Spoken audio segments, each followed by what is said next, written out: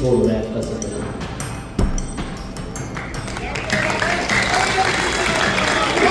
योगी सरकार, बिहार में चुनाव है, बिहार में चुनाव को जाकर के वहां ये बटोगे तो कटोगे, मरोगे, इसके अलावा और कुछ नहीं बचा है। अगर कहीं किसी अपराध में गलती से कोई मुसलमान मिल जाए तो मिट्टी में मिला देंगे। ये कोई मुसलमान मिल जाए तो घर गिरा देंगे, सही घर भी बुलडोजर से जमींदोह कर देंगे। कोई मुसलमान मिल जाए तो उसकी चूड़ी टाइट करने के लिए, राजनीतिक रोटी सेकने के लिए बुलडोजर गैंग सामने आ जाता है। मूर्तियों पर माला, विचारों पर ताला, इन भाजपाइयों ने देश को बर्बाद कर डाला। मूर्तियों पर माला, विचारों पर ताला, संघ के लोगों ने भारत को बर्बाद कर डाला। जिस संघ को सरदार साहब ने बैन किया था, कमांड किया था, सरदार साहब ने कहा था कि ये आतंकी संगठन है, आरएसएस को उन्होंने बंद कराया था, उस सरदार को सब मानेंगे थोड़ी, उनको बेइज्जत करने का प्लान तैयार करते। दोस्तों, 2027 के विधानसभा चुनाव से पहले और 2026 के पंचायत, उत्तर प्रदेश के पंचायत चुनाव के बीच एक ऐसी राजनीतिक व्यवस्था आकार ले रही है, एक इतनी बड़ी राजनीतिक व्यवस्था आकार ले रही है, जिससे योगी आदित्यनाथ और भारतीय जनता पार्टी यानी कि उत्तर प्रदेश से लेकर के दिल्ली तक भाजपा की हवाइयां उड़ने जा रही हैं। और यह बात मैं इसलिए कह रहा हूं क्योंकि बीते दिन उत्तर प्रदेश की राजधानी में हजारों की संख्या में लोग लाल और पीला गमछा डाले, लाल और पीले झंडों से उत्तर प्रदेश की राजधानी पटी नजर आई। चाहे वो राजधानी का मुख्य इलाका हजरतगंज की बात कर लें और चाहे रविंद्रालय में हुई एक बहुत महत्वपूर्ण बैठक की बात कर लें। आज के इस वीडियो में मैं आपको इस नई उभरती ताकत के बारे में बताने जा रहा हूं। एक शख्स, नाम आरएस पटेल। यह नाम शायद आपने सुना होगा, और नहीं सुना होगा तो इस नाम को आप अपने मगज में उतार लीजिए, क्योंकि 2027 का जो विधानसभा चुनाव होने वाला है वो इस बार जिस ओबीसी के आश्रय भारतीय जनता पार्टी 27 की सत्ता पर फिर से काबिज होना चाहती है, उसी ओबीसी पर एक बड़ा राजनीतिक ताकत, एक बड़ी राजनीतिक व्यवस्था अपना दावा ठोक चुकी है। वो लोग जो ओबीसी और खास तौर पर पटेल समाज को अपनी लंबरदारी समझते हैं, अपनी बपौती समझते हैं, उस पर एक नया दावेदार आ गया है, नाम आरएस पटेल। और आज इसी के बारे में आपको मैं बताने जा रहा हूं। दोस्तों, बीती 22 अक्टूबर को उत्तर प्रदेश में एक यात्रा शुरू हुई थी। इस यात्रा का नाम था जनहित संकल्प यात्रा। एक रथ बनाया गया, रथ में सरदार पटेल का एक पूरा का पूरा उनकी प्रतिमा लगाई गई, उस पूरे रथ को सजाया गया, और उस पूरे रथ के साथ जनहित संकल्प यात्रा उत्तर प्रदेश के 22 जिलों में 2200 किलोमीटर की दूरी में वो यात्रा तय की। और इस यात्रा में आप यकीन नहीं मानेंगे, हजारों की संख्या में लोग जुटे और इतना जबरदस्त सेंटीमेंट बना जो भारतीय जनता पार्टी के लिए मुसीबत हो सकता है। और यह बात मैं क्यों कह रहा हूं, क्योंकि आप देखिए 2027 के विधानसभा चुनाव से पहले, या अगर थोड़ा सा पीछे जाएंगे 2012 से 2017 के बीच में, जब भारतीय जनता पार्टी 14 के बाद उत्तर प्रदेश में अपनी राजनीतिक जड़ें बीजेपी उत्तर प्रदेश में भाजपा जमाना चाह रही थी, उस वक्त उसने सबसे पहले ओबीसी को टारगेट दिया। और ओबीसी में अगर हम खास तौर पर कुर्मियों की बात करें, पटेलों की बात करें, तो उत्तर प्रदेश की सियासत में आप इस बात से अंदाजा लगाइए कि उत्तर प्रदेश के विधानसभा में ऐसा तमाम सारे लोग दावा करते हैं कि लगभग 40 से 45 विधायक हैं। आप कुर्मी और पटेलों की ताकत का अंदाजा सिर्फ इस बात से लगाइए कि लगभग पूरे यूपी में 6% वोटर कुर्मी समाज से आते हैं, और अगर ओबीसी में बात कर ले, उत्तर प्रदेश में टोटल 52% ओबीसी है, उस 52% ओबीसी में से 35% ओबीसी के भीतर 35% सिर्फ कुर्मी और पटेल हैं। अलग अलग टाइटल हैं, कहीं कुर्मी हैं, कहीं पटेल हैं, कहीं वर्मा हैं, कहीं अलग अलग टाइटल से ये लोग अलग अलग इलाके में उत्तर प्रदेश में जाने जाते हैं। मैं आपको बताऊं कि लगभग 25 जिले जो ऐसे हैं जहां पर कुर्मी समाज का बहुत जबरदस्त प्रभाव है। आप इस बात से समझिए कि 12% ऐसे जिले हैं जहां पर इनकी ताकत जो है, 16 जिले ऐसे हैं जहां पर 12% से ज्यादा कुर्मी है। 8 से 10 लोकसभा सीटों पर जबरदस्त प्रभाव है कुर्मियों का। यह तो मैंने आपको डेटा और आंकड़े बताए। अब मैं बात करता हूं उस ताकत की, क्योंकि डॉक्टर आर.एस. पटेल ने इस दौरान योगी आदित्यनाथ को सीधे निशाने पर लिया। जब डॉक्टर आर.एस. पटेल से मैंने पूछा कि योगी आदित्यनाथ पर आप क्या कहेंगे, तो उन्होंने कटोगे बटोगे का नारा को लेते हुए बिहार चुनाव में जो वो झूठ बोल रहे हैं उसका सारा का सारा चिट्ठा उन्होंने खोल के रख दिया। आप खुद सुन लीजिए जरा। योगी सरकार, बिहार में चुनाव है, बिहार में चुनाव को जाकर के वहां ये बटोगे तो कटोगे मरोगे, इसके अलावा और कुछ नहीं बचा है। धर्म की राजनीति, जात की राजनीति, और उत्तर प्रदेश में किसान मर रहे हैं। बरसात ने उनकी कमर तोड़ दिया, पूरे फसल बर्बाद हो गए। और ये सभी के सभी साथी जो अपने फसल बर्बाद हुए उसकी मुआवजा की बात कर रहे हैं, लेकिन न कोई लेखपाल, न कोई कानूनगो, न कोई तहसीलदार, न कोई एसडीएम, न कोई डीएम, इनको सुनने वाला कोई नहीं है। पूरे उत्तर प्रदेश की यात्रा के दौरान हमने पाया, जब हम लोग लगातार चले तो निकल के आया कि युवा हर जिले में हजारों हजार मोटरसाइकिल लेकर के मेरे यात्रा में साथ चलने लगे। तो हमने पूछा आखिर क्या चाहते हो, तो उन्होंने कहा भैया मोदी जी ने कहा था कि हर साल 2 करोड़ नौकरी देंगे युवाओं को, उन्होंने घोषणा पत्र में लिखा था, लेकिन 20 करोड़ से ज़्यादा नौकरी समाप्त कर दिया उन्होंने, और 13 साल में अब तक देते तो 22 करोड़ नौकरी अब तक उत्तर प्रदेश को, देश को मिल गया होता। हर घर में, देश के हर घरों में एक नौकरी पहुंच गई होती, लेकिन मोदी जी ने धोखा दिया है, योगी जी ने धोखा दिया है। लगभग 1000 से ज़्यादा परीक्षाएं पूरी तरह कैंसिल हो गई और पेपर लीक हो जाता है। युवा जो नौकरी के योग्य था आज वो नौकरी से बाहर की एज में हो गया, वो मरने को मजबूर है।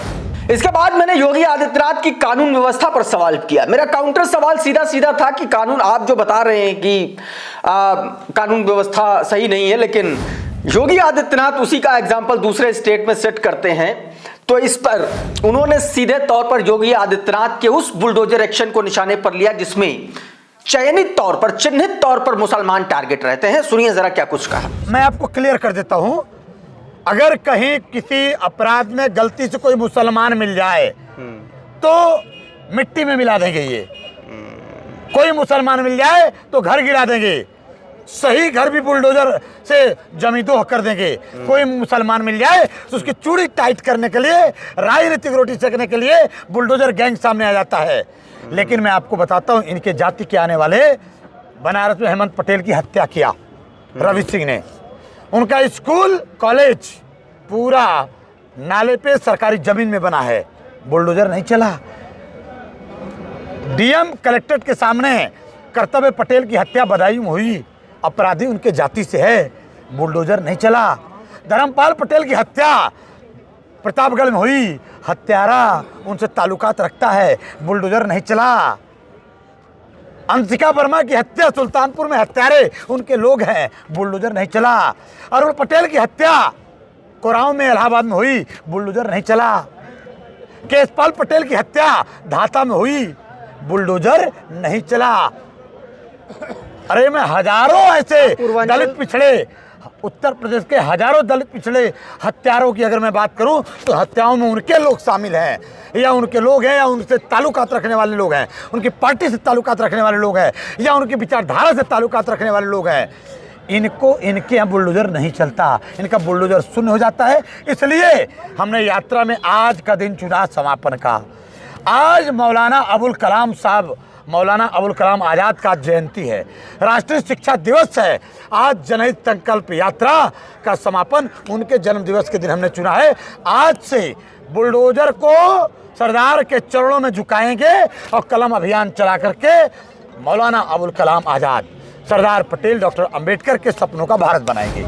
सरदार पटेल के नाम से ये जो सरदार सेना बनाई जा रही है दोस्तों, इस सरदार सेना को लेकर के मैंने एक सवाल क्या, मैंने कहा सरदार पटेल पर सबसे बड़ा क्लेम भारतीय जनता पार्टी के लोगों का है, वो उन्होंने गुजरात में मूर्ति बनवाई, स्टेडियम बनवाया, तो उसकी जो पोल उन्होंने खोली वो भी आपको सुनना चाहिए, सुन लीजिए जरा। जिन सरदार पटेल की जो आप बात कर रहे हैं उसका सबसे बड़ा क्लेम तो भाजपा कर रही है, दुनिया की सबसे बड़ी मूर्ति बना दी है। पर माला, विचारों पर ताला, इन भाजपाइयों ने देश को बर्बाद कर डाला। मूर्तियों पर माला, विचारों पर ताला, संघ के लोगों ने भारत को बर्बाद कर डाला। मूर्तियों पर माला, विचारों पर ताला। सरदार के भी कुछ लोग कहने वाले संघ से गलबहियां मिला करके भारत को बर्बाद कर डाला। मैं आपको एक बात और क्लियर कर देता हूं। सरदार साहब की प्रतिमा बनाने की घोषणा कब किया? 2013-14 में। क्या था? देश में उनको सत्ता बनानी थी। 32 करोड़ पटेल को के जाति के आने वाले लोग 32 करोड़ इस देश में हैं, और उनके लोगों से उन्होंने लोहा मांगा, लोहा, कि सरदार की मूर्ति बने, लोहा दे दो। लोहा लिया, उसको बेच दिया। क्या किया पता नहीं, विदेश से यानी चाइना से लिया के सरदार की मूर्ति इन्होंने बना के डाला। अब कितना सरदार के भक्त हो आप जानते हैं। International stadium, Sardar Patel international stadium Ahmedabad में, उसका नाम बदल करके Narendra Modi national stadium, international stadium बना दिया। क्या समझते हैं आप पत्रकार महोदय, ये सरदार को मानने वाले लोग हैं या सरदार को धोखा देने वाले लोग हैं? असल में ये अवसरवादी हैं और हम असल सरदारवादी हैं। इतना ही नहीं दोस्तों, जब मैं पहुंचा उस कार्यक्रम में तो तमाम सारे महापुरुषों की तस्वीरें थीं। बाबा साहब डॉक्टर भीमराव अंबेडकर, मौलाना अबुल कलाम आज़ाद। अच्छा, इत्तेफाक से कल जो है मौलाना अबुल कलाम आज़ाद की जन्म जयंती थी। तमाम सारे ऐसे, छत्रपति साहू जी महाराज, तमाम सारे बहुजन और समाज के जो नेता, संत और गुरु हैं, उन सब के तमाम सारे पोस्टर्स उसमें लगे हुए थे। एक पोस्टर और था बड़ा चौंकाने वाला, डॉक्टर सोनेलाल पटेल का। डॉक्टर सोनेलाल पटेल पल्लवी पटेल और अनुप्रिया पटेल के पिताजी कृष्णा पटेल के पति थे, और ये ऐसे राजनीतिक फिगर हैं जिन पर इन्हीं के परिवार की, इन्हीं की दोनों बेटियां अलग अलग क्लेम करती हैं। पल्लवी पटेल अपना दल के चलाती हैं, कृष्णा पटेल उनकी मां उनके साथ में है। अनुप्रिया पटेल अपना दल एस चलाती हैं। अनुप्रिया पटेल केंद्र सरकार में मंत्री, योगी आदित्यनाथ की सरकार में आशीष पटेल उनके पति मंत्री। और अब एक तरीके से नया क्लेम आ गया। यह सवाल मैंने उनसे किया और इस पर जो उन्होंने जवाब दिया वो मैं यकीन से कह सकता हूं कि वो पल्लवी पटेल और अनुप्रिया पटेल दोनों को नागवार गुजरने वाला, या यूं कहें कि उनके लिए बड़ी मुसीबत पैदा करने वाला। सुन लीजिए जरा। अभी जब मैं आ रहा था तो बहुत सारे तस्वीरें लगी हुई थी, और उसमें सोनेलाल पटेल साहब की भी एक तस्वीर मुझे नज़र आई, और वो तस्वीर देख के मुझे लगा कि दो लोग पहले ही क्लेम कर रहे हैं, उनकी दोनों बेटियां, और अब आपके कार्यक्रम में सोनेलाल पटेल साहब की तस्वीर लग रही है। सोनेलाल पटेल साहब किसी के पिता ही केवल नहीं थे। हाँ। सोनेलाल पटेल किसी के पति ही केवल नहीं थे। डॉक्टर सोनेलाल पटेल समाज के अगुवा भी थे। डॉक्टर सोनेलाल पटेल समाज के यूनिटी का एक धारा भी थे। वंचितों पे हो रहे प्रहार के एक नायक भी थे। और जब महापुरुष कोई होता है तो विचारधारा किसी की जागीर नहीं होती, नायक किसी का जागीर नहीं होता। असल में डॉक्टर सोनेलाल पटेल की विचारधारा के असली पैरोकार ये लोग हैं जो हजारों लोग आपको दिख रहे हैं। ये लोग हैं सरदार पटेल की विचारधारा का क्लेम करने वाले, ये करोड़ों लोग जो हैं, ये लोग हैं। ये क्या बात करते पत्रकार साहब आप? ये मोदी और ये लोग जिस संघ को सरदार साहब ने बैन किया था, कमांड किया था, सरदार साहब ने कहा था कि ये आतंकी संगठन है, आरएसएस को उन्होंने बंद कराया था, उस सरदार को ये सब मानेंगे थोड़ी, उनको बेइज्जत करने का प्लान तैयार करते हैं। डॉक्टर साहब, एक सवाल और जो हर पत्रकार के मन में आता है कि क्या ये जो व्यवस्था है जिसको अभी राजनीतिक पार्टी नाम नहीं दिया गया, मैंने पूछ लिया, मैंने कहा क्या ये आयोजन सिर्फ इसलिए है कि 27 में आप लोग बड़ी ताकत बनने जा रहे हैं? क्या 27 में चुनाव लड़ने जा रहे हैं? मैंने इनडायरेक्टली ये सवाल डॉक्टर आर.एस. पटेल से पूछा, और इस पर जो उन्होंने जवाब दिया, उन्होंने साफ साफ इशारों में कह दिया कि हाँ, ये जो पार्टी है या ये कहें ये जो व्यवस्था है, ये अपने समाज को आगे बढ़ाने के लिए। सुन लीजिए क्या कुछ कहा। सब एक आखिरी सवाल, 27 का चुनाव है उससे पहले पंचायत का चुनाव है और पंचायत के चुनाव के बारे में माना जाता है कि ये कैडर को मजबूत करने का सबसे ज़मीनी चुनाव होता है, सबसे अच्छा मौका होता है। तो क्या ये हम समझें, जनता ये मान ले कि 27 में लाल और पीला मिक्स गमछा जो है वो बड़े बड़े होर्डिंग्स और बैनर्स में भी नज़र आएगा? सरदार सेना नाम है, क्या नाम है? सरदार सेना। सरदार सेना। सरदार मतलब नेतृत्वकर्ता और सेना मतलब होता है फौज। हम तैयार करते हैं नेतृत्वकर्ताओं की फौज। तो ये नेतृत्वकर्ताओं की फौज तैयार होगी पत्रकार साहब, तो क्या घास छिलेगी?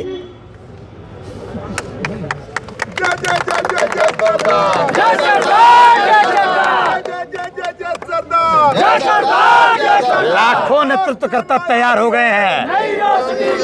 पंचायत चुनाव नर्सरी चुनाव होती है।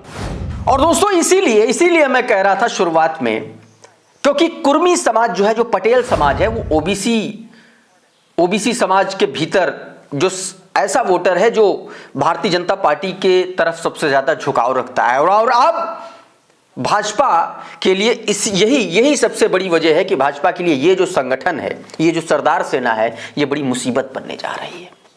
अब देखना होगा कि 2026 का पंचायत चुनाव, 2027 का विधानसभा चुनाव सरदार सेना के लिए किस करवट बैठता है और भारतीय जनता पार्टी को इसका कितना खामियाजा भुगतना पड़ता है।